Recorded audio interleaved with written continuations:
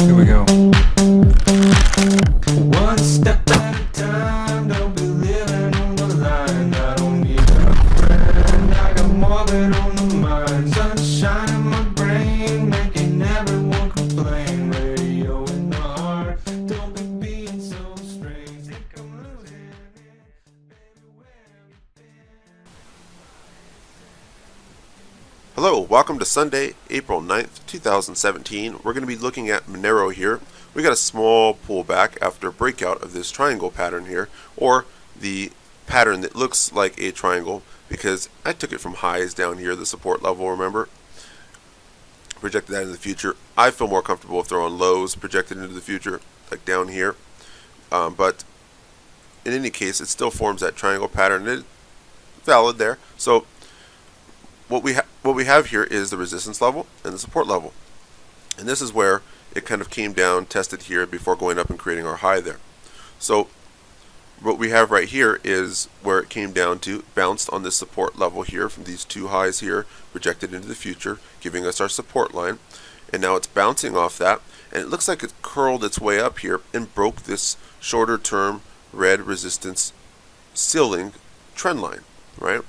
So it knocked its head here, and then it broke above. Now that it's broken above, it hasn't shot upward. We've kind of seen it. It broke above, and then it got kind of nervous. It said, uh-oh, I'm in unknown territory, kind of unfamiliar. What do I do? So it kind of curls back downward towards the narrowing area of this triangle to find some support now. Because once this trend line is broken, acting as resistance or ceiling, it now is above, and now it's finding support. So it's kind of like breaking above the roof of your house there. And when you're on your house, standing on top of your house, it now acts as a floor, right? Because your feet are on the top of your house now. So it's going to kind of walk around the top here, maybe. And we've seen this on Litecoin. When Litecoin was in that narrowing area, it decided to break up above, and then it went down, bounce before going back up, right? So you can see that this is consistent. That it likes to test the trend line again, finding support there, before getting some leverage to spring upward. Okay, so we might get a bounce or shooting upward to this area here of this previous high where we took the first high for our trend line, and that is around what, $23, somewhere around there. So it could go up there. If not, maybe it can go to $25. Let's see what happens. But let's go ahead and just shoot for a retest of this previous high over here. That would be a good start. Now, if it breaks, sometimes it can come up here and say, just kidding, April Fools, even though it's not the April 1st today, but it could say, just kidding, we wanted to just break out a little bit, but we realized we were too scared up here by ourselves, we didn't feel comfortable, so we're going to go downward. Okay, and if it does go downward, we can look at a retest of this area right here, of this second high, in and around, let's just say the $16 mark. So those are good areas to keep an eye on there. And let's go ahead and look at the longer term here again. Here we have the longer term, and you can see that we have a lot of congestion right here. A lot of traffic, right? Big traffic jam right there. Let's make that red. Now on this last high that I had gone over in the video before, on the last Monero one, or the first one, I believe it was. I think I've done a couple now on Monero, but we have this high here, and then it shoots down, and you have a little congestion right in here, right in that area, and then it goes down. But now, currently, we're having more congestion right here. Why? Because we have that triangle forming. It's bouncing up and down, up and down. So now that we have that little go up and down, we know what that congestion is right there, and we're looking for it to possibly go upward, because you see back here it had no congestion. It hit a high and then it just shot straight down. Up here it had no congestion really. It shot up and then it went down, broke out this little circle here. It didn't get into too much congestion until it was right down this area here. So after a little pullback there. Now remember this one here, nothing, just straight down. But when you get down here, you can see how we get congestion down in this area here. When it starts to make its low, it goes as congestion, and then going up. So could it be that this congestion area is finding support on the previous high right back here? See that? So the bottom of this congestion area, or this triangle, doesn't necessarily want to go below this previous high here, which is, oh, maybe $19, $18 there. So if it doesn't want to go below that, it's creating this triangle pattern to go upward and break this high here, which would be really good. And we're looking at the what, $23 to $25 mark. So it looks like it's making a decision right now as to what it wants to do.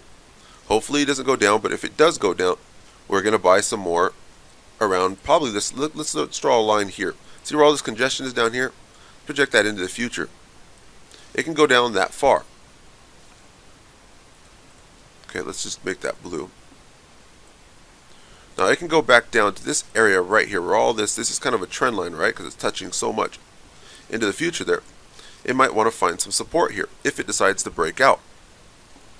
So it can go down from the triangle here on the lower time frame, which we saw, break this previous high back here, and then go down, touch this triangle, and create some more congestion there. So we might see it ping pong between $16 and $21. But if not, if it doesn't break this previous high here and downward of our triangle, which is right here, right? If it doesn't say just kidding when it broke out right here, because right now it looks like it's going to go up and test the higher mark. But just in case, let's do both scenarios. If it does go down, it's going to retest the previous highs, right? Right here. This area right here. And if it tests that area, it may want to find congestion right in all this right here. And then come downward. Somewhere right in there. We draw our bubble. But go ahead and keep that in mind. There's a lot. I think the trend line's off right here on the congestion because it's on the longer time frame. We can draw it further back. Right here it's just showing this congestion area right here that we're looking at sideways. We'll go to the longer term chart here, and we're just reflecting this area right here. So you can see how my trend line is drawn like that, rather than more upward there.